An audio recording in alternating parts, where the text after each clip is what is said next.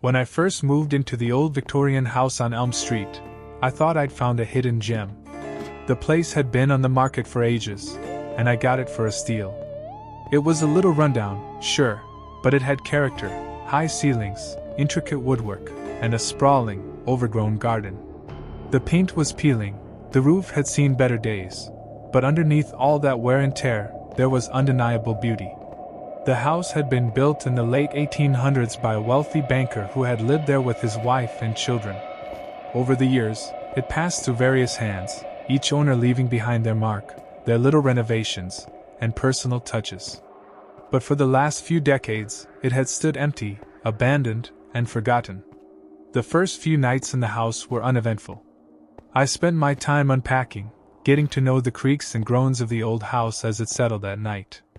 The place was huge for just one person, with more rooms than I knew what to do with. But I liked the solitude, the quiet. Or at least I thought I did. I'd always been fascinated by old houses. They had stories, histories buried in their walls. I imagined the lives that had been lived here, the families that had grown up within these walls. It made the house feel alive, in a way. But I never imagined that it might actually be alive. It started with small things, scratches on the walls, faint and barely noticeable at first. I brushed them off as old house noises, the kind of thing you get used to in a place this ancient. The wind, the wood expanding and contracting, mice in the walls. It could have been anything. I didn't pay much attention at first.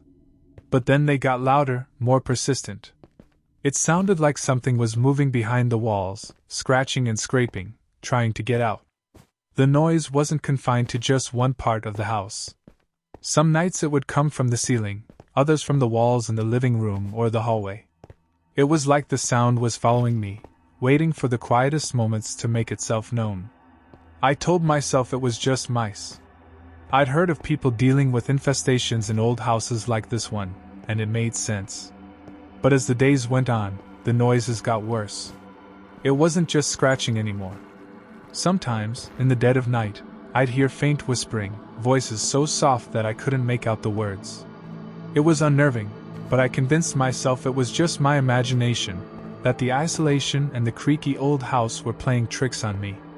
One night, after a particularly long day at work, I fell into bed exhausted. I was drifting off when the noises started again, louder this time. It sounded like something was moving directly inside the walls of my bedroom. I sat up, heart pounding, and listened. The scratching grew more frantic, and for the first time, I heard something else, breathing. I froze, my pulse racing. The sound was faint but unmistakable, a raspy, labored breath, as if something, or someone, was trapped inside the walls. I tried to rationalize it, but the sound was so clear, so real. I could almost feel it in the room with me. The next day, I decided to investigate. I grabbed a flashlight and started searching the house, tapping on the walls, listening for any hollow spots or signs of movement. The house was old, and some of the walls were thick with layers of plaster and paint. But in the hallway outside my bedroom, I found it, a section of the wall that sounded different, hollow. I hesitated for a moment, dread pooling in my stomach, but then I shook it off. I was being ridiculous. There was no one inside my walls. It had to be some kind of animal, maybe a raccoon or a squirrel that had gotten trapped. I went to the garage, grabbed a crowbar, and pried open a small section of the wall. What I found inside made my blood run cold. There, nestled between the wooden beams, was a small, dusty box. It looked ancient, the wood splintered and warped with age. My hand shook as I pulled it out, the weight of it heavy with something unknown. I set it down on the floor, staring at it for a long moment before I worked up the courage to open it. Inside, wrapped in a brittle, yellowed cloth, were old photographs. They were black and white, faded with time, but the images were still clear enough to make out. They showed a family, a man, a woman, and 2 children, standing in front of this very house. But their faces were strange, blurred and distorted, as if they were melting. There was something else in the box, too, a diary, its pages brittle and yellowed with age. The handwriting was spidery and difficult to read, but I made out enough to understand that it belonged to the woman in the photographs. She wrote about her husband, about how he had become obsessed with the house, convinced that it was alive, that it was speaking to him through the walls. As I read further, the entries grew more frantic, more disjointed. She wrote about the noises, the scratching, the whispers. She wrote about how her husband started tearing down the walls, searching for something that only he could hear. She wrote about how, one night, he went inside the walls and never came out. The final entry was scrawled in a frantic hand, the ink smeared as if she had been crying while she wrote it. She talked about how the walls were closing in, how she could hear them breathing, whispering to her, telling her to join them. The last line sent a shiver down my spine. They're inside the walls. And now so am I. I dropped the diary, my heart pounding in my chest. The scratching noises started again, louder this time, as if they were all around me. The walls seemed to close in, the air growing thick and heavy. I stumbled back, tripping over the box and crashing to the floor.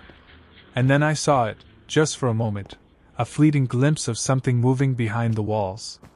It was a shadow, a figure, barely visible through the cracks in the plaster. It was watching me. I scrambled to my feet, my breath coming in short, panicked gasps.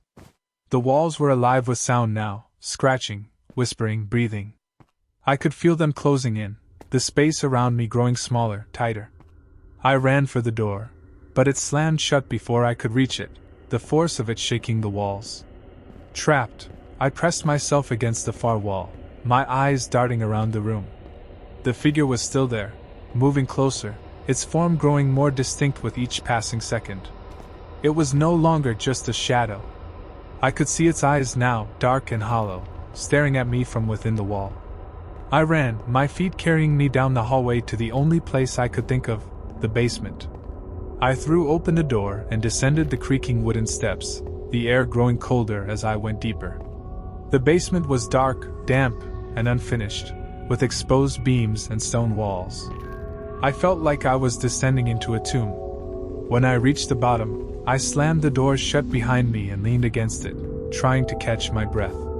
The scratching noises followed, fainter now, as if they were coming from the other side of the walls. But down here, they sounded different, more like digging. I turned on the single bare bulb hanging from the ceiling, its weak light casting long shadows across the room. The basement was cluttered with old furniture, boxes of junk, and tools left behind by previous owners. But what drew my attention was the far corner, where the stone wall looked uneven, as if something had been disturbed. My heart pounded as I approached, the air growing colder with each step. I could see it now, small stones scattered across the floor, a section of the wall that had been broken through, revealing a dark, narrow tunnel.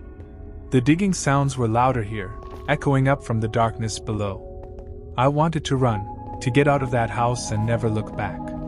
But something compelled me to move forward, to see what was down there.